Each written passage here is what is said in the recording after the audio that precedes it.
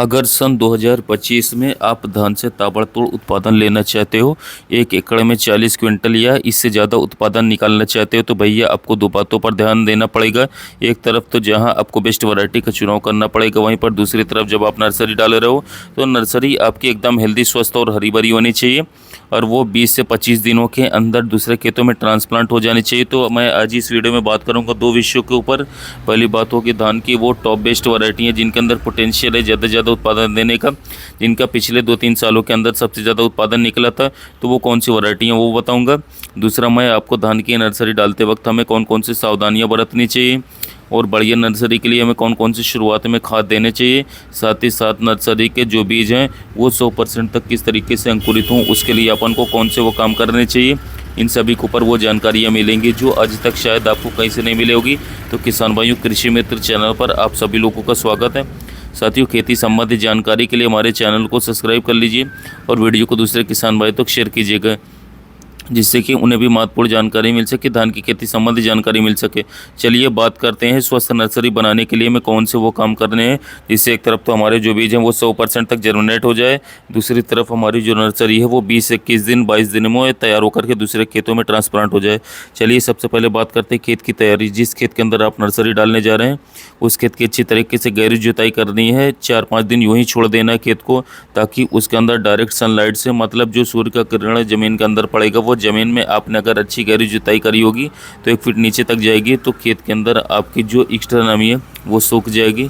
दूसरी तरफ आपके खेत के अंदर नेमेटोड्स, फंगस जनित जो भी बीमारियां होंगी वो एक तरीके से सूर्य के प्रकाश से, गर्मी से वो खत्म हो जाएगी।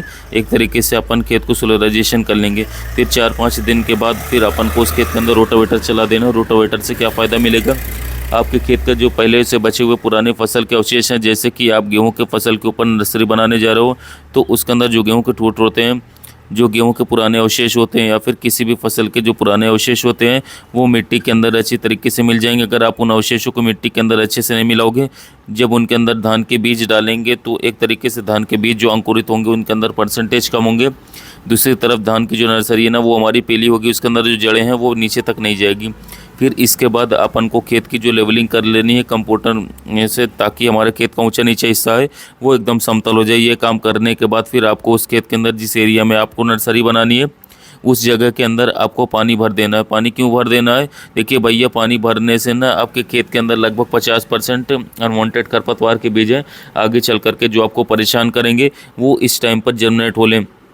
फिर जैसे ही आपके वो बीज जर्मिनेट हो जाते हैं 2-3 दिन के बाद, फिर जैसे ही आपका खेत बराबर आ जाता है, आप खेत की अच्छी तरीके से जुताई कर दीजिए। फिर उसके बाद देसी खाद आपको डाल देना है। अब देसी खाद के अंदर आपको विशेष सावधानी रखनी है। अगर आपके पास 1-1.5 साल का गोबर का सड़ा गला खाद है, बिल्कुल एकदम वो मिट्टी की तरीके से बन चुका है, उसी को अपने खेत के अंदर डालना है। अन्यथा कच्चा खाद बोल करके भी अपने खेतों के अंदर उपयोग नहीं करना है, वरना आपकी नर्सरी है ना वो 20 दिन के बाद कर रहे हो, आप 35 दिन में भी नहीं तैयार कर पाओगे। फिर शुरुआत में आपकी बूढ़ी बूढ़ी सी दिखाई देगी, एकदम पीली दिखाई देगी। एक तरफ जहां गोबर के खाद का फ़ायदा मिलता है वहीं पर आपको नुकसान देखने को मिलेगा। कोशिश कीजिए, आपके पास एकदम सड़ा गला गोबर का खाद है तो ही डालिए, वरना आपके आसपास में अगर कोई वर्मी कंपोस्ट की यूनिट चल रही है तो फिर उसके अंदर से आप बढ़िया क्वालिटी की वर्मी कंपोस्ट का जो खाद है ना वो ला करके अपने खेत के अंदर डाल दीजिए। फिर देखिए इसके जो रिज़ल्ट है ना आपके घर वाले गोबर से 2 गुना मिलेगा। फिर ये खाद डालने के बाद आपने खेत की अच्छे से दोबारा जुताई कर देनी है।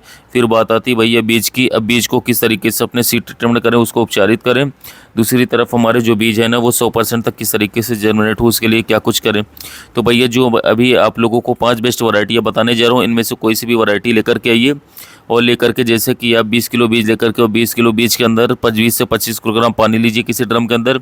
उस पानी के अंदर आपको कुछ फंगिसाइड डालने होंगे, जैसे कि कार्बेंडाजिम ले सकते हो, बायोस्टीन नाम से आता है। 1 लीटर पानी के अंदर 2 ग्राम, जैसे कि आपने 25 लीटर पानी उस ड्रम के अंदर डाला 20 किलो बीज के लिए, तो उसके अंदर 50 ग्राम आपको कार्बेंडाजिम जो बायोस्टीन नाम से आता है मार्केट में वो मिला लेना है। या फिर आप थाइफोनाइड मिथाइल जो इसके अंदर मिला सकते हो 50 ग्राम, वो भी 2 ग्राम पर लीटर पानी के अंदर। साथ ही इसके अंदर आगे चल करके हमारी जो धान की फसल के अंदर BLB वाली बीमारी आती है उससे बचाव के लिए हमें कुछ बैक्टीरिसाइड का भी यूज़ करना, उपयोग करना है। तो 20 किलो बीज अब उपचारित करने जा रहे हो, इसके अंदर आपको 4 ग्राम जो स्ट्रेप्टोसाइक्लिन की पुड़ी आती है, जो बैक्टीरिसाइड आता है, उसको भी इसी पानी के अंदर मिला लेना है, अच्छे से उसको घोल लेना है। ताकि जो ये बैक्टीरियासाइड है, स्ट्रेप्टोसाइक्लिन है और जो भी अपने फंगिसाइड इसके अंदर डाले हैं वो अच्छी तरीके से इसके अंदर मिल जाए। कोल्ड लकड़ी लेके मिला लें। फिर मिलाने के बाद जो बीज है ना अपने पास, उस बीज को इसके अंदर डाल देना पानी के अंदर। अब जैसे ही आप बीज को पानी के अंदर डालोगे फिर उसको अच्छी तरीके से मिला लेना, मिक्स करना है। फिर उसके अंदर जो खाली बीज होंगे वो ऊपर तैरने लग जाएंगे, जो कि आगे चल करके जर्मिनेट नहीं होंगे। उन बीजों को आप ऊपर से अच्छी तरीके से छान लीजिए, निकाल करके बाहर डाल दीजिए। फिर दोबारा से चलाइए। दोबारा चलाने के बाद कुछ बचे कुछ जो बीज होंगे वो भी ऊपर आ जाएंगे। अब इस बीज को जो पानी के अंदर डिबा हुआ था 24 घंटे तक आप यूं ही छोड़ दीजिए। 24 घंटे छोड़ने के बाद आपको क्या करना है, आप कोई भी जूट की बोरी ले लीजिए और जो ये ड्रम है ना उस ड्रम को उस बोरी के अंदर आप उड़ेर दीजिए, ताकि वो जो पानी है ना वो बीज जो है ना वो सारा का सारा उस बोरी के अंदर आ जाए। बोरी भीग जाएगी। फिर अपन को लगभग 24 घंटे से 35-36 घंटे तक इंतज़ार करना है। अब जैसे ही ये बीज अपन बोरी के अंदर डाला है 24 से 36 घंटे के लिए जो हमने छोड़ा है, तब तक हमें अपने उस खेत की तैयारी कर लेनी है जिस खेत के अंदर हमने देसी खाद डाला था, जिसकी जुताई की थी। उस खेत के अंदर आपको अगर 20 किलो बीज की नर्सरी बनानी है तो भैया 50 फीट बाई 50 फीट एरिया अपन को ले लेना है। उसके अंदर 2 या 3 हिस्से डिवाइड कर देने हैं। ऊंची ऊंची उसकी मेड़ मतलब डोर बना देनी है। ये करने के बाद उसमें अपन को पानी छोड़ देना है। अब क्यारियों में पानी भरने के बाद फिर अपन को इसमें रासायनिक खाद डालने। देखिए एक तरफ तो जहाँ हमने देसी खाद डाला था वो अपना काम करेगा। देसी खाद के साथ ही ज़बरदस्त रिजल्ट लेने के लिए हमें उसके अंदर कुछ रासायनिक खाद भी डालें। अब रासायनिक खाद कितना और कौन सा डालना है, देखिए 50 फीट बाई 50 फीट एरिया जिसके अंदर हम 20 किलो की नर्सरी बनाने जा रहे हैं, उसमें लगभग 10 किलो DAP डाल दीजिए। DAP के अंदर फास्फोरस भी पौधे को मिल जाएगा, नाइट्रोजन भी मिल जाएगा। तो हो सके तो उसमें 5 किलो यूरिया भी ऊपर से जब अपन ने पानी भरा है ऊपर से आप छिड़क दीजिए। ये दोनों खाद डालने के बाद अपन को इसमें पाटा चलाना है। कोई पाटा ले लीजिए, उसके अंदर आपको रस्सी बांधनी है। पाटे के ऊपर थोड़ा वजन रख लीजिए और इसके अंदर आपको जो पानी भर रखा है जिस क्यारी के अंदर, उसमें आपको ये घुमाना है, ताकि एक तरफ तो जहाँ क्यारियों का कोई ऊँचे ऊँचे नीचे सा होगा वो एक साथ लेवल हो जाएगा।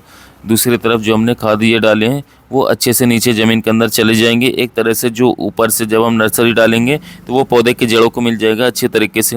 ये काम करने के बाद फिर अपन को देखना है जो नर्सरी का बीज हमने 24 से 36 घंटों के लिए बोरी के अंदर छोड़ा था वो अगर अच्छी तरीके से जर्मिनेट हो चुका है तो उस बीज को निकाल करके अपने खेतों के अंदर जिसके अंदर हमने पानी भर रखा है एरिया के अंदर छिटक देना। अब छिटकते वक्त अपन को ध्यान रखना है, या तो अपन को छिटकते हुए पीछे की ओर चलना है या फिर क्यारी के बीचों बीच अपन को चलते जाना है और दोनों साइड में बीज को डालते हुए चलना है। तो 2 से 3 दिन बाद आपके खेत के अंदर जो नर्सरी है ना साथियों, वो आपको दूर से दिखने लगेगी एकदम हरी भरी। फिर इससे आगे जब हमारी नर्सरी लगभग 8 से 9 दिन की हो जाती है उस टाइम के ऊपर आपको एक स्प्रे करना है। देखो शुरुआत में एक बेसल डोज में जब हमने बीज डाले थे उस टाइम के ऊपर हमने फास्फोरस भी दे दिया था, नाइट्रोजन भी दे दिया था। अब फास्फोरस और नाइट्रोजन ने तो अपना काम कर ही दिया है, लेकिन हमारी फसल में आगे चल करके पीलापन ना आए। सबसे ज़रूरी इंपॉर्टेंट बात बता रहा हूँ आपको, पीलापन ना आए उसके लिए अपन को इस टाइम के ऊपर एक स्प्रे करनी है। स्प्रे में आप चिलेटेड फॉर्म के अंदर जिंक ले लीजिए, मैग्नीशियम सल्फेट ले लीजिए और फेरस सल्फेट ले लीजिए। अपनी खड़ी फसल में 8 से 9 दिन की अवस्था के ऊपर स्प्रे कर दीजिए दोस्तों। फिर देखिए आपकी जो नर्सरी है ना मात्र 20 दिन से 25 दिन के अंदर एकदम झन्नाटेदार तैयार हो जाएगी, एकदम हरी भरी तैयार हो जाएगी।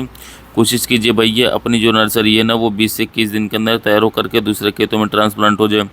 बात करते हैं भैया इस वीडियो का सबसे अहम टॉपिक कि भैया हमें वो कौन सी टॉप वैरायटी हैं जिन्हें लेकर के अपने खेतों के अंदर नर्सरी बनानी है जिसके लिए हमें ज़्यादा उत्पादन मिले। तो मैं आप लोगों को कुछ 5 वैरायटियाँ बनाता हूँ जो कि हाइब्रिड और साथियों ज़्यादा उत्पादन देने वाली वैरायटी नहीं लेकर के अच्छा खासा उत्पादन निकाल सकते हैं। दोस्तों पहले नंबर पर जो हमने वैरायटी रखी है हाइब्रिड सेगमेंट में वो है पायनियर सीड्स की 27P37 वैरायटी। हाइब्रिड में 130 से 135 दिन में बहुत ही शानदार वैरायटी है। दूसरे नंबर पर बायर की अराइज 6444 गोल्ड। तीसरे नंबर पर आप लगा सकते हैं JK की 2082 जो वैरायटी आती है इसे लगा सकते हैं। चौथे नंबर पर साथियों कावेरी की 468 लगा सकते हैं, बहुत ही शानदार कम शॉर्ट ड्यूरेशन वाली धान की वैरायटी है। 5वें नंबर पर साथियों एक बहुत ही शानदार वैरायटी है कावेरी की 9090। यदि इन सभी वैरायटियों में से कोई सी भी वैरायटी को आप अपने खेतों में लगा लेते हैं तो बहुत ही शानदार उत्पादन इस वर्ष पाने वाले रोग मुक्त वैरायटी हैं, ना के बराबर रोग लगते हैं। कोशिश कीजिए ना धान की नर्सरी सही समय पर लगाइए और सही समय पर सिंचाई कीजिए, खादों का उपयोग कीजिए, समय समय पर साथियों देख रेख करते रहिए तो आप इस वर्ष धान की फसल से बहुत ही अच्छा उत्पादन बहुत ही अच्छा मुनाफा निकाल पाएंगे साथियों।